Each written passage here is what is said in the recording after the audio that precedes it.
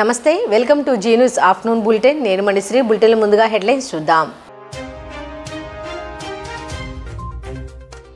నేటి నుంచి ఆడదాం ఆంధ్ర ఆటల పోటీలు ప్రారంభం. బ్యాట్ పట్టి క్రికెట్ ఆడిన సీఎం జగన్. బ్యాట్స్మెన్ స్టైల్స్లో సీఎం జగన్ బ్యాటింగ్.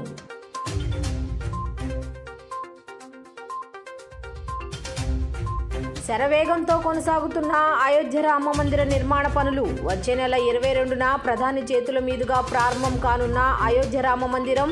ప్రకృతి విపత్తులు వచ్చినా 2500 ఏళ్లు తట్టుకొని నిలబడేలాగా మందిరం డిజైన్.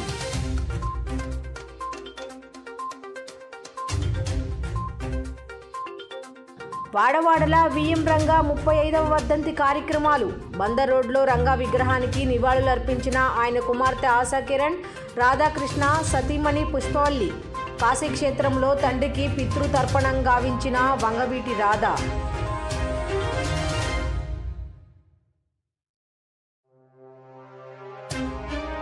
తెలంగాణ సీఎంను మర్యాదపూర్వకంగా కలిసిన మెగాస్టార్ చిరంజీవి. స్నేహపూర్వక కలయికేనన్న సినీ వర్గాలు. గుంటూరు జిల్లాలో ఆడుదాం ఆంధ్ర ప్రోగ్రాన్ని ప్రారంభించిన సీఎం జగన్ కాసేపు క్రికెట్ ఆడి అలరించారు. బైరెడ్డి సిద్ధార్థ్ రెడ్డి బౌలింగ్ వేయగా సీఎం బ్యాటింగ్ చేశారు. మంత్రి రోజా కీపింగ్ చేశారు. అంతకుముందు ఆటగాళ్లతో ముఖ్యమంత్రి ప్రతిజ్ఞ చేయించారు. ప్లేయర్లను పరిచయం చేసుకున్నారు. ఈ కార్యక్రమం దేశ చరిత్రలోనే ఓ మైలురాయి అని, వ్యాయామం వల్ల బీపీ షుగర్ కంట్రోల్లో ఉంటాయని చెప్పారు.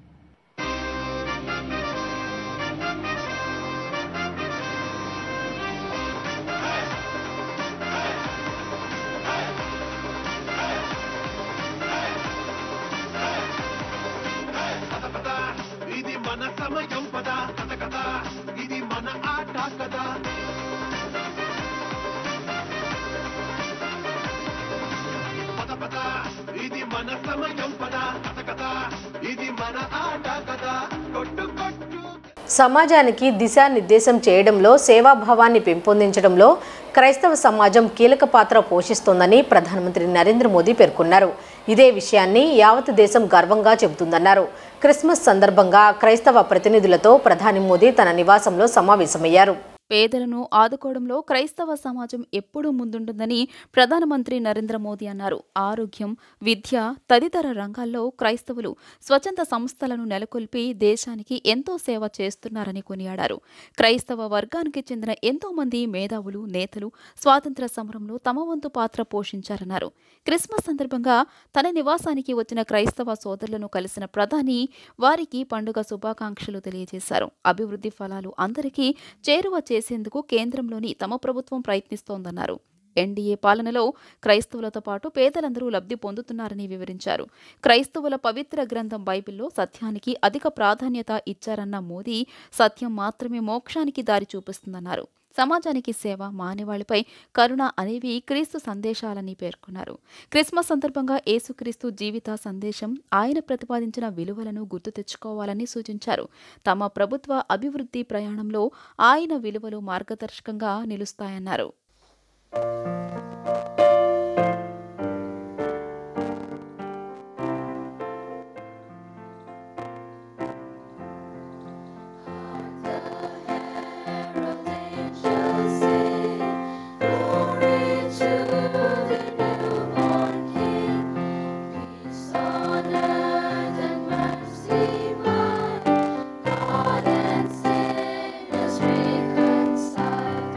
Joyful light.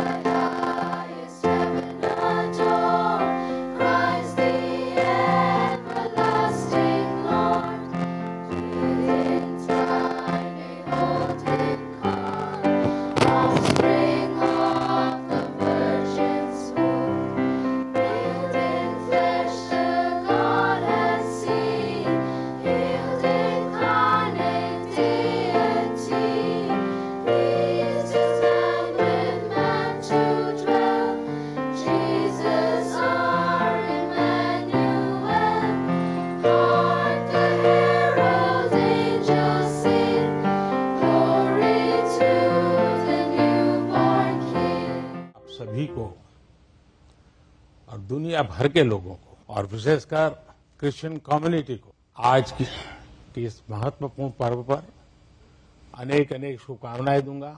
Merry Christmas. ये मेरे लिए बहुत सुखद है कि स्पेशल और सेक्रेड अवसर पर आप सब मेरे निवास स्थान पर आए। जब इंडियन माइनॉरिटी फाउंडेशन ने ये प्रस्ताव रखा था कि हम सब मिलकर क्रिसमस मनाए, मैंने कहा क्यों न मेरे यहाँ मनाए, और उसी में से ये कार्यक्रम बन गया। तो मेरे लिए बहुत खुशी का अवसर है। क्रिश्चियन कम्युनिटी के साथ तो मेरा संबंध कोई नया नहीं है, बहुत पुराना बड़ा आत्मीय नाता रहा है और बड़े वार्म रिलेशंस रहे। क्रिसमस वो दिन है जब हम जीसस क्राइस्ट के जन्म को सेलिब्रेट करते हैं। ये उनकी लाइफ मैसेज और वैल्यूज को भी याद करने का अवसर है।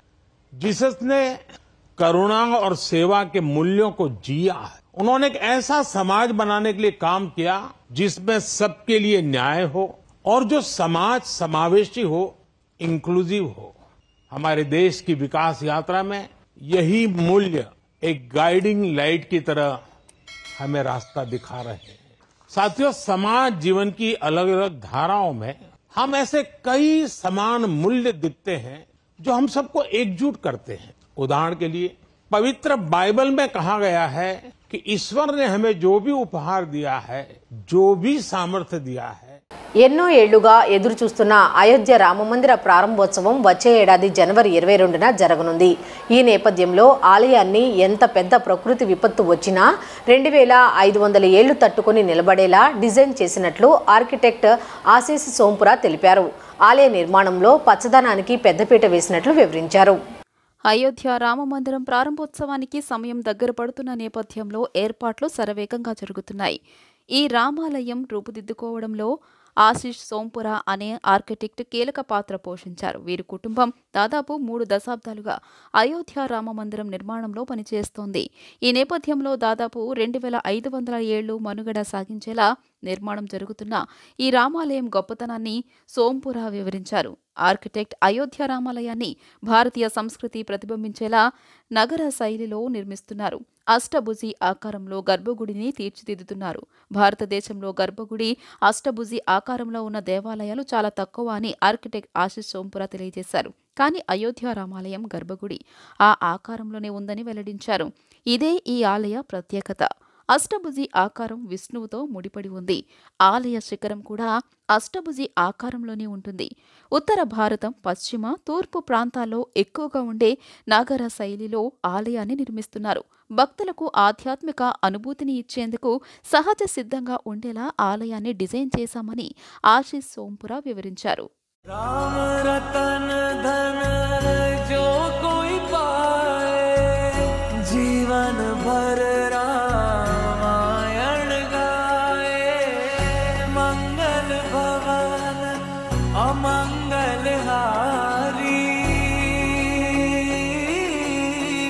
द्रवहु सुदसरथ अजर बिहारी राम सिया राम जय जय राम राम सिया राम सिया।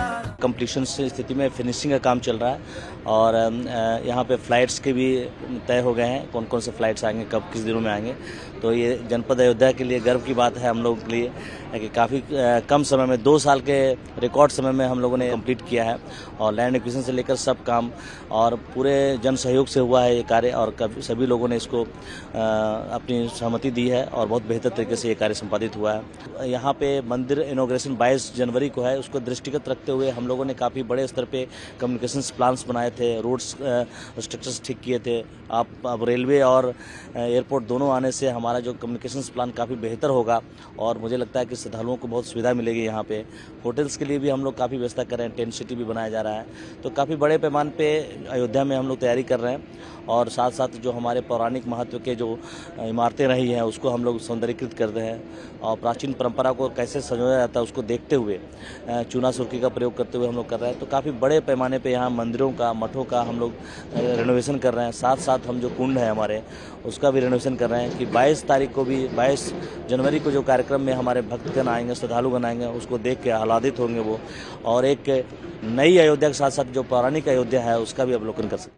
మాజీ శాసనసభ్యులు పేదల పక్షపాతి వంగవీటి మోహన రంగా 35వ వర్ధంతి కార్యక్రమాలు వాడవాడలా ఘనంగా జరిగాయి. రంగా వర్ధంతి కార్యక్రమంలో ఆయన కుమార్తె ఆశ, రాధాకృష్ణ, సతీమణి పుష్పవల్లి ఈ ఏడాది పాల్గొన్నారు. కాశీలో తన తండ్రి రంగా తర్పణంలో పాల్గొనటం కారణంగా రాధ ఈ కార్యక్రమంలో పాల్గొనలేకపోయారు. కాగా విఎం రంగా అభిమానులందరూ తమ కుటుంబ సభ్యులేనని ఆయన కుమార్తె ఆశ ఈ సందర్భంగా పేర్కొనడం జరిగింది.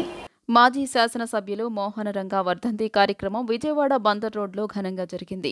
రాఘవయ్య పార్క్ సమీపంలోని ఆయన విగ్రహానికి ఆయన కుమార్తె ఆశ, వంగవీటి రాధాకృష్ణ సతీమణి పుష్పవల్లి పూలమాలలు వేసి నివాళులు అర్పించారు.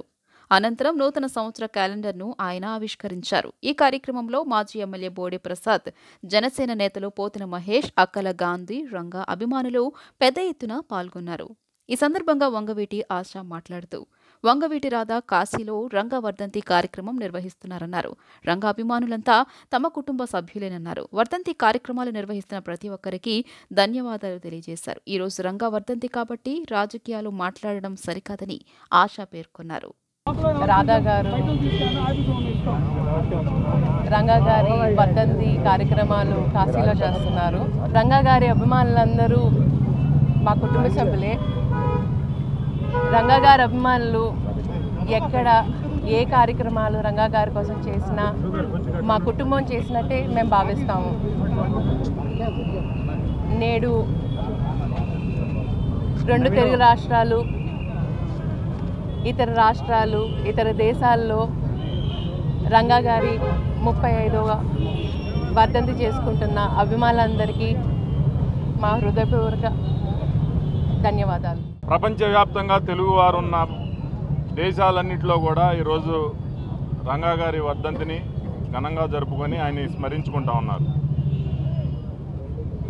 ప్రజల అభిమానాన్ని కులాలకు అతీతంగా పేదవారు, ముఖ్యంగా ముఠా కార్మికులు కానీ లేకపోతే పేదవారు ఉండే విజయవాడ ప్రాంతంలో ఒక కుటుంబ సభ్యుడిని కోల్పోయినట్టుగా రాష్ట్రం ఆ రోజునంతా కూడా శోకించింది. మరి అలాంటి వ్యక్తి మన మధ్య లేకపోవడం నిజంగా భౌతికంగా లేకపోయినా కానీ ప్రజలందరి హృదయాల్లో జీవించి ఉన్నారు. ఎన్ని యుగాలు మారినా రంగా గారి కుటుంబ సభ్యుల్ని కానీ రంగా గారిని కానీ స్మరించుకుంటూనే ఉంటారు. కొంతమంది స్వార్థ రాజకీయాల కోసం మరి బలి తీసుకున్నా కానీ ఈరోజు ఆయన గొప్పతనాన్ని కానీ ఆయన అభిమానాన్ని కానీ ప్రజల హృదయాల్లో నుంచి తీసేయలేరని ఈ సందర్భంగా తెలియజేస్తూ రంగా గారికి ఘనంగా నివాళులు అర్పించడం జరిగింది. మోహన్ రంగా గారి 35వ వర్ధంతి సందర్భంగా ఈ రోజున జనసేన పార్టీ విజయవాడ తరపున కూడా ఘనంగా మరి నివాళులు అర్పిస్తూ ఉన్నాం.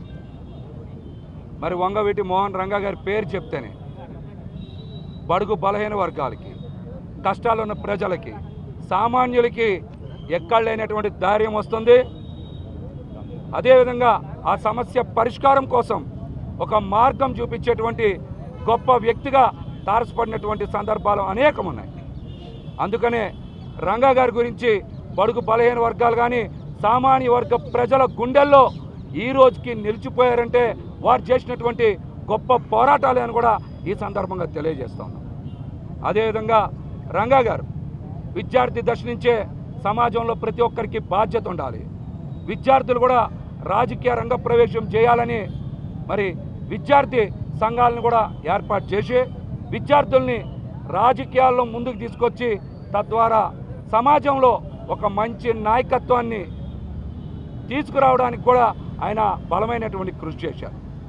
ఆయన నిరంతరం పేదల కోసం కష్టపడబట్టే వారు చనిపోయి 30 సంవత్సరాలు అయిన తర్వాత కూడా ఉమ్మడి రాష్ట్రంలో అటు తెలంగాణలో కానీ ఇటు ఆంధ్రప్రదేశ్లో కానీ ప్రజల గుండెల్లో నిలిచిపోయారంటే ఆయన పేద ప్రజల అభివృద్ధి కోసం చేసినటువంటి పోరాటాలే అని కూడా ఈ సందర్భంగా తెలియజేస్తాం.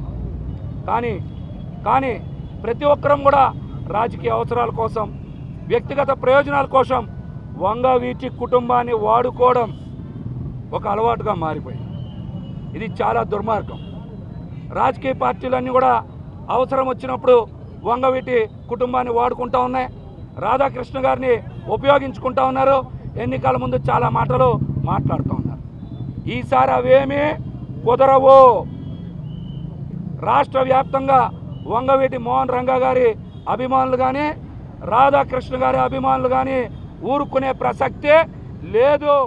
మొన్న చనిపోయిన వ్యక్తిని ఎలా అయితే కుటుంబ సభ్యులు గుండెల్లో పెట్టుకొని వర్ధంతి కార్యక్రమాలు 1 సంవత్సరం చేస్తారు, 2 సంవత్సరాలు చేస్తారు ఎవరన్నా, కానీ 35 సంవత్సరాలు అవుతున్నా మా మనిషి మా నాయకుడు అనే భావంతో రాష్ట్రం మొత్తం కూడా ఈరోజు ఘనంగా వారికి వంగవీటి మోహన్ రంగా గారికి నివాళులు అర్పించడం జరుగుతూ ఉంది.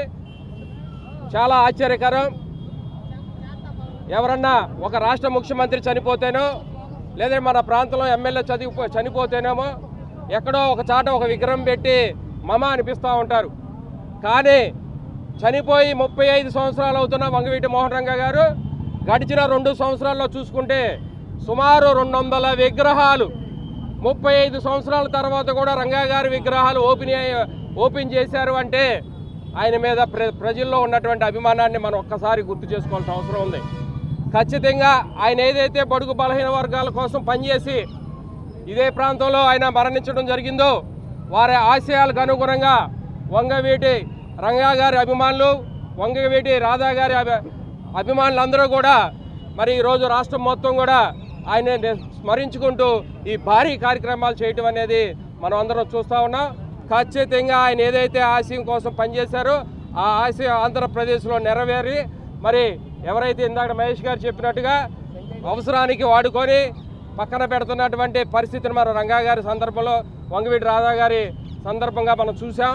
కానీ రాబోయే రోజుల్లో చాలా ఖచ్చితంగా వంగవీటి రంగా గారి అభిమానులు రాధా గారి అభిమానులు ఖచ్చితంగా ఈ మన ఏదైతే ఆశయాలకు అనుగుణంగా రంగా గారి ఆశయాల్ని ముందుకు వెళ్ళే విధంగా పనిచేయడం జరుగుతుందని చెప్పి తెలియజేస్తారు. స్వర్గీయ వంగవీటి మోహనరంగా వర్ధంతి సందర్భంగా కుమారుడు మాజీ ఎమ్మెల్యే వంగవీటి రాధా పవిత్ర కాశీ పుణ్యక్షేత్రంలో హిందూ సంప్రదాయం ప్రకారం పిండ ప్రధాన కార్యక్రమాన్ని నిర్వహించారు. పురోహితుల మంత్రోచ్చరణల మధ్య పవిత్ర గంగానది తీరంలో వంగవీటి రంగా పూజా కార్యక్రమాలు నిర్వహించి పిండాలను గంగలో నిమజ్జనం చేశారు. ఈ కార్యక్రమంలో వంగవీటి రాధా వెంట గుడివాడ శాసనసభ్యులు కొడాలి నాని పాల్గొన్నారు. మాజీ శాసనసభ్యులు విఎం రంగా వర్ధంతి కార్యక్రమాలు విజయవాడలో ఘనంగా జరుగుతున్నాయి. ఈ నేపథ్యంలో సిబిఐ మాజీ డైరెక్టర్ జై భారత్ నేషనల్ పార్టీ వ్యవస్థాపక అధ్యక్షులు జేడీ లక్ష్మీనారాయణ తన అనుచరులతో కలిసి రాఘవయ్య పార్కు వద్ద గల విఎం రంగా విగ్రహానికి నివాళులర్పించారు. పేదల కోసం అహర్నిశలు శ్రమించిన వ్యక్తి విఎం రంగా అని, వారి ఆశయాల బాటలో పయనిస్తూ బడుగు బలహీన అణగారిన మైనారిటీ వర్గాల సంక్షేమం కోసం చిత్తశుద్ధితో పనిచేస్తామని తెలియజేశారు. తెలుగు రాష్ట్రాల్లో విఎం రంగా 35వ వర్ధంతి కార్యక్రమాలను రంగా అభిమానులు కాపు సంఘ నేతలు ఘనంగా నిర్వహిస్తున్న సంగతి తెలిసిందే.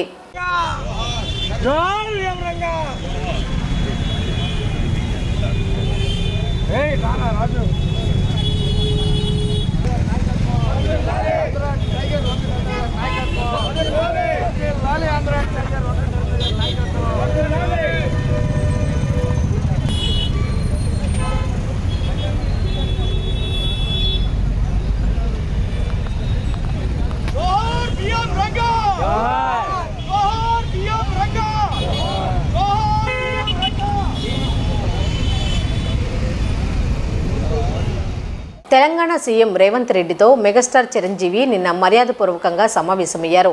హైదరాబాద్లోని రేవంత్ నివాసానికి వెళ్లిన మెగాస్టార్ చిరంజీవి ఆయనకు పుష్పగుచ్చం అందించి శుభాకాంక్షలు తెలిపారు. రేవంత్ రెడ్డి సీఎం అయ్యాక మెగాస్టార్ తొలిసారిగా కలవడం ప్రాధాన్యత సంతరించుకుంది. చిత్ర పరిశ్రమ రాజకీయాల గురించి వీరి ఇరువురి మధ్య చర్చకు వచ్చినట్లు తెలుస్తోంది.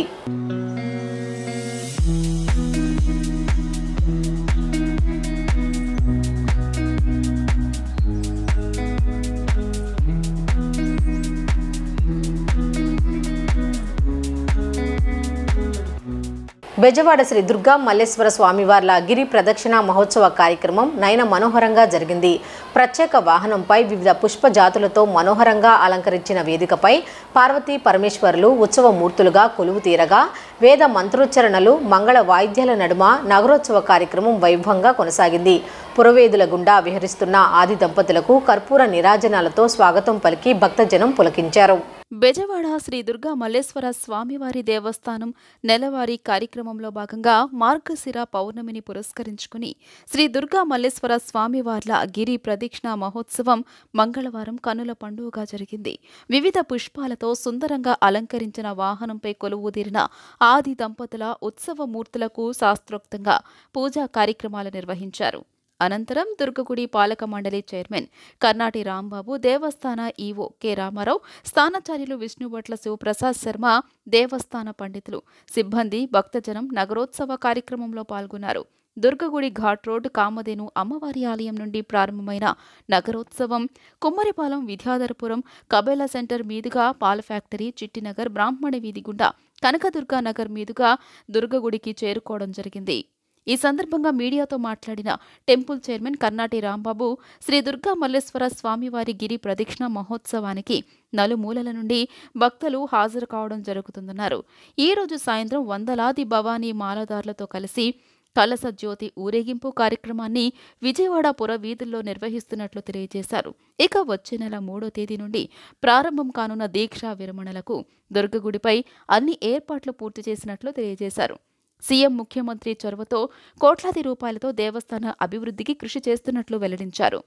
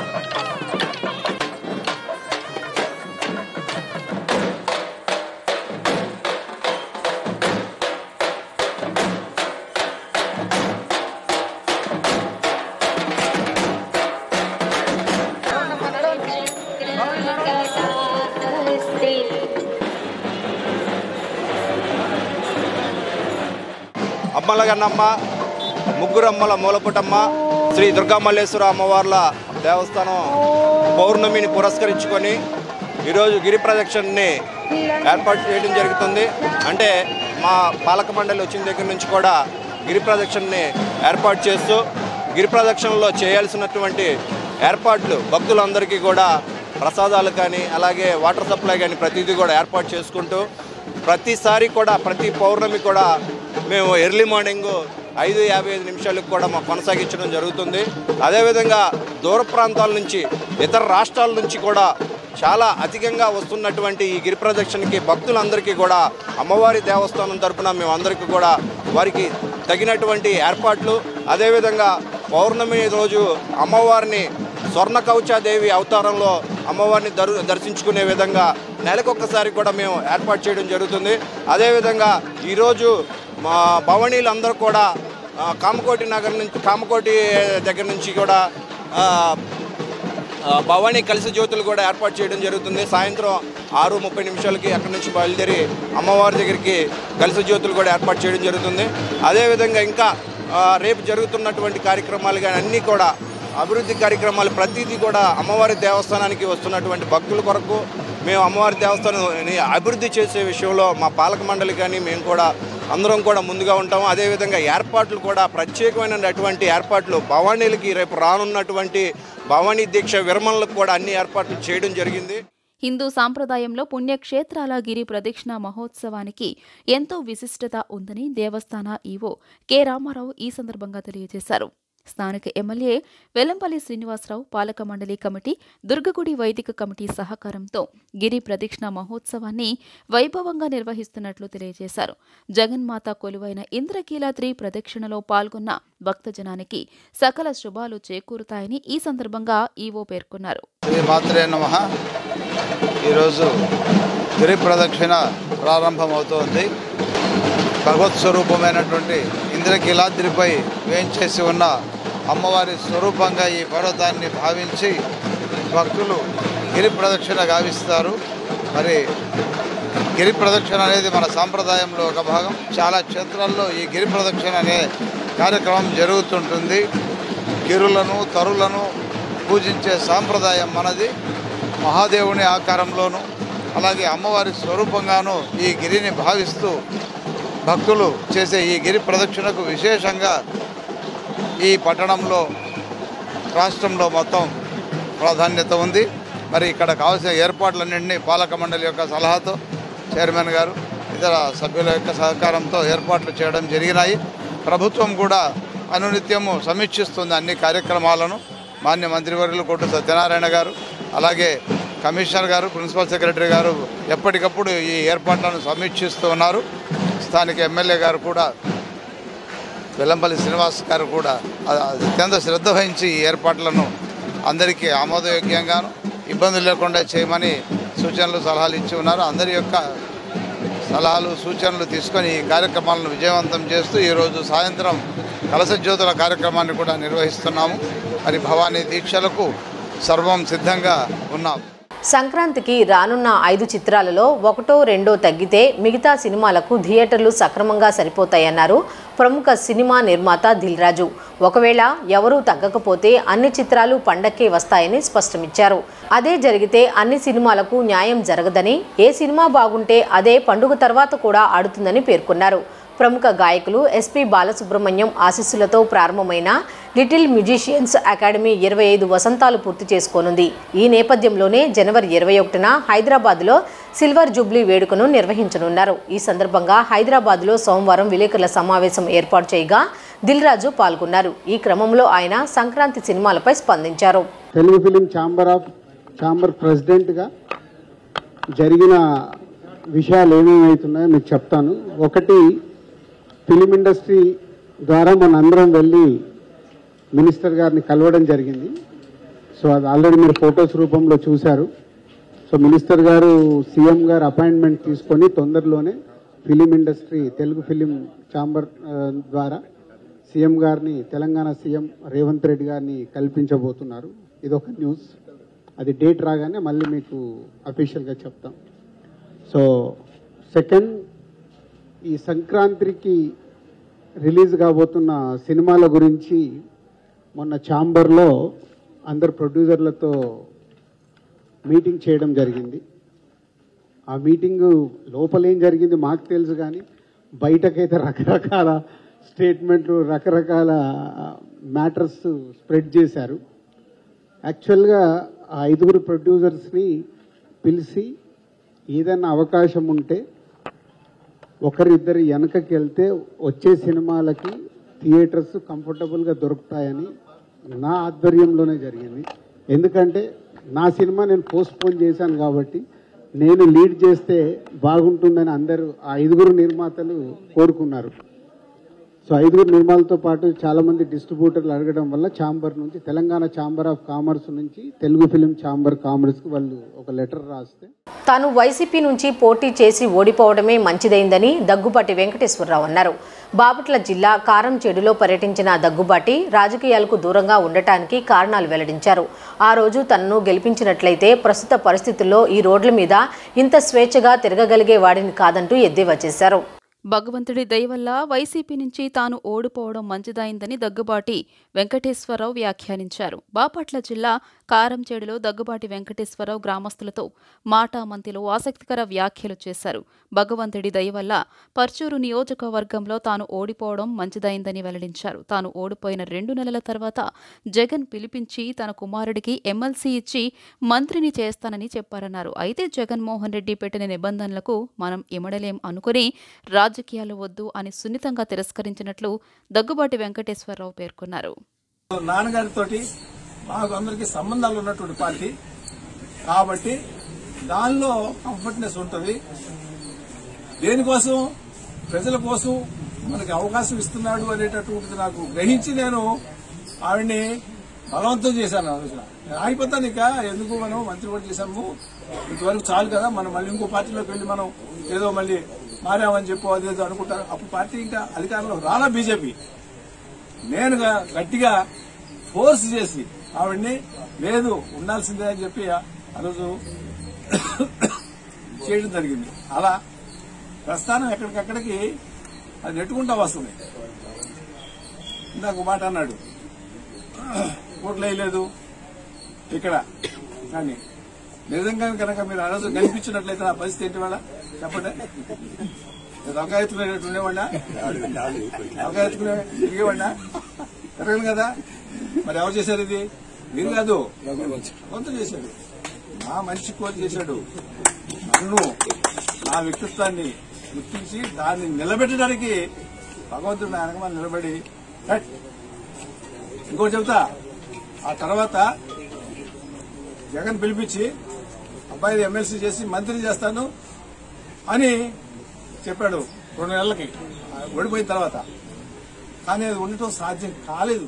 తెలుగుదేశం పార్టీ హయాంలో జరిగిన నగరాభివృద్ధిపై విమర్శలు చేయడం మాజీ మంత్రి శాసనసభ్యులు వెల్లంపల్లి శ్రీనివాస్కు తగదని ఆ పార్టీ నేతలు ఎంఎస్ బేగ్, ఏదుపాటి రామయ్య పేర్కొన్నారు. తమ హయాంలో జరిగిన అభివృద్ధి కార్యక్రమాలపై స్టిక్కర్లు అంటించుకుని ప్రచారం చేసే నేతలు నగరాభివృద్ధిపై బహిరంగ చర్చకు రావాలంటూ సవాల్ విసిరారు. సోమవారం పాతబస్తీ పశ్చిమ నియోజకవర్గం టీడీపీ కార్యాలయంలో నిర్వహించిన విలేకరుల సమావేశంలో మాట్లాడిన నేతలు గత ప్రభుత్వ హయాంలో జరిగిన అభివృద్ధి పనులపై స్థానిక శాసనసభ్యులు అనుచిత వ్యాఖ్యలు చేయడం తగదన్నారు. చంద్రబాబు హయాంలో చేసిన అభివృద్ధి పనులకు ప్రస్తుత ప్రభుత్వం స్టిక్కర్లు అంటించుకుని ప్రచారం చేసుకుంటుందని ఎద్దేవా చేశారు. వెల్లంపల్లి తన స్థాయిను విస్మరించి చంద్రబాబును విమర్శించడం సిగ్గుచేటు అన్నారు. విజయవాడ నగర అభివృద్ధిపై బహిరంగ చర్చకు తాము సిద్ధంగా ఉన్నామని, మరి వెల్లంపల్లి సిద్ధమేనా అంటూ సవాల్ విసిరారు. తెలుగుదేశం పార్టీ నారా చంద్రబాబు నాయుడు అధ్యక్షతన, జనసేన పార్టీ పవన్ కళ్యాణ్ అధ్యక్షతన ఏ రోజైతే ఈ 2 పార్టీల కలయిక పొత్తు అనేది నిర్ణయమైందో ఆ రోజు నుంచే ఈ యొక్క వైఎస్ఆర్ కాంగ్రెస్ పార్టీ జగన్మోహన్ రెడ్డికి చుక్కలు కనపడతాం చూస్తూ ఉన్నాం.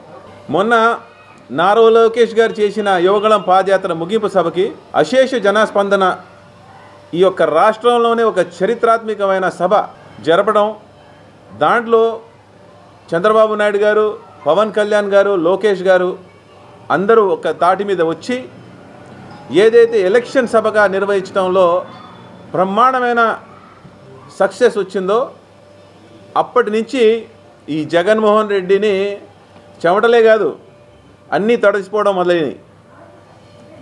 ఇవన్నీ చూస్తుంటే జగన్మోహన్ రెడ్డి యొక్క ఫ్రస్ట్రేషన్ లెవెల్స్ మనం అందరూ చూస్తూ ఉన్నాం.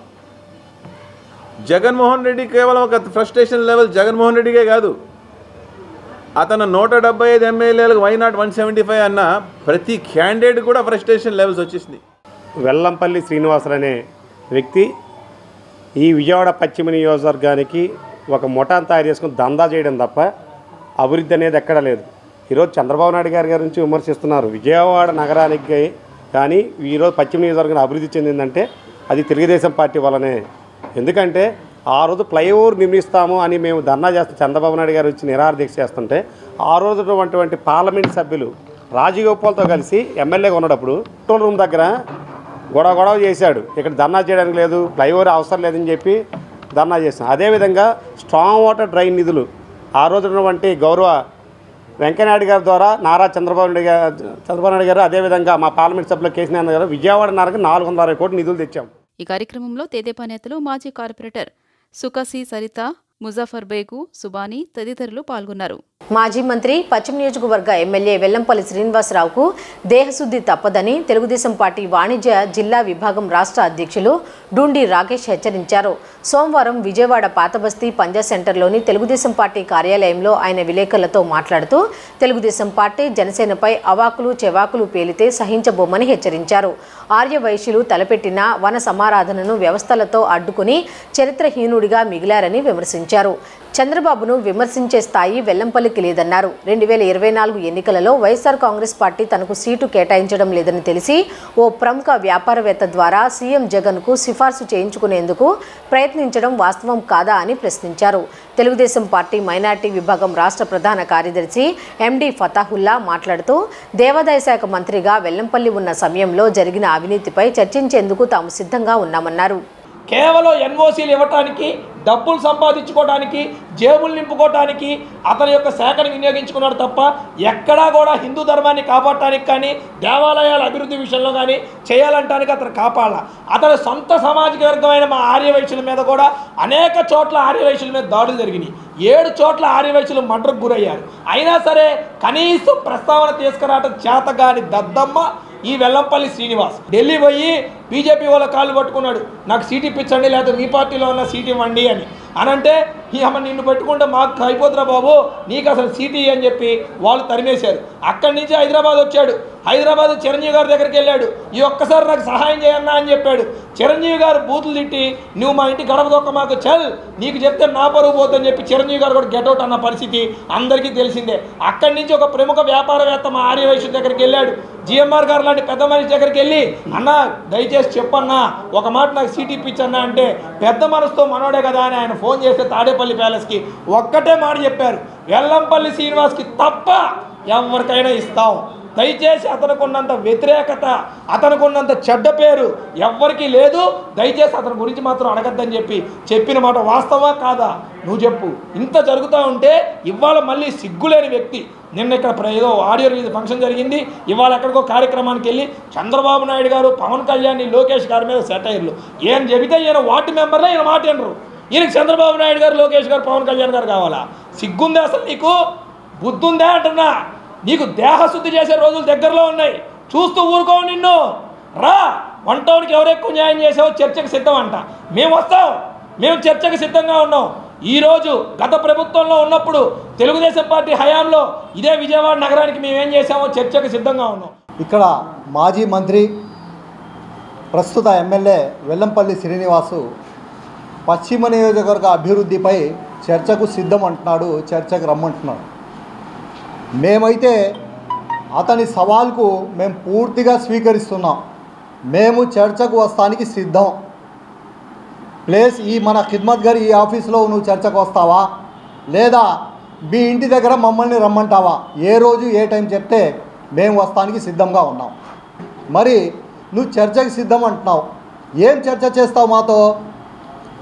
15 కోట్ల రూపాయలు పెట్టి ఇక్కడ షాజహూర్ ముసాఫిర్ ఖాన్ అనే కళ్యాణ మండపం మేము కడితే దానికి రంగులు కూడా నువ్వు వేయలేదు. రంగులు కూడా మేమే వేసి ఇచ్చాం. 3.5 సంవత్సరాల తర్వాత సిగ్గులేని నీ ముఖ్యమంత్రి వచ్చి రిబ్బన్ కటింగ్ చేశారు. దాని మీద చర్చకు వస్తావా? లేదా కబేడా దాకా 1 ఎకరంలో ఉర్దూ కాలేజీ అప్గ్రేడ్ చేసి భవనం కట్టించాం. దానికి కిటికీలు కూడా పెట్టలేని పరిస్థితిలో ఈరోజు నువ్వు ఉన్నావు. దాని మీద చర్చకు వస్తావా? లేదా ఇమ్దాద్ ఘర్ అనే ఇంత పెద్ద సంస్థ విజయవాడ నగరంలో ఉంటే లక్షలాది రూపాయలు దానికి ఇన్కమ్ ఉంటే దానికి ఇంతవరకు 5 సంవత్సరాలు కంప్లీట్ చేసుకున్నావు నువ్వు ఎమ్మెల్యేగా ఉండి. నీ ప్రభుత్వం కూడా 2 నెలల్లో పోతుంది.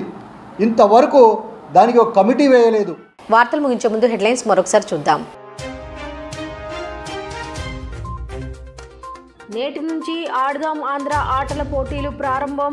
బ్యాట్ పట్టి క్రికెట్ ఆడిన సీఎం జగన్. బ్యాట్స్మెన్ స్టైల్స్లో సీఎం జగన్ బ్యాటింగ్.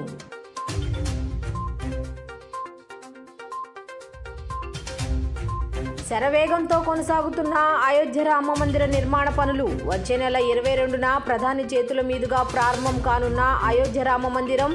ప్రకృతి విపత్తులు వచ్చినా 2500 ఏళ్లు తట్టుకొని నిలబడేలాగా మందిరం డిజైన్.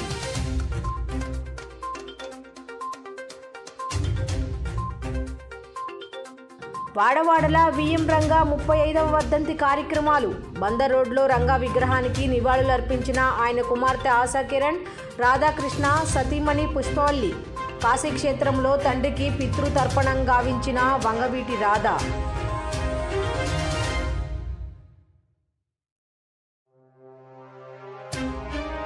తెలంగాణ సీఎంను మర్యాదపూర్వకంగా కలిసిన మెగాస్టార్ చిరంజీవి. స్నేహపూర్వక కలయికేనన్న సినీ వర్గాలు. ఈ వార్తలు ఇంతటితో సమాప్తం. తిరిగి రాత్రి 7:30 బులెటిన్లో కలుద్దాం. అంతవరకు సెలవు. నమస్కారం.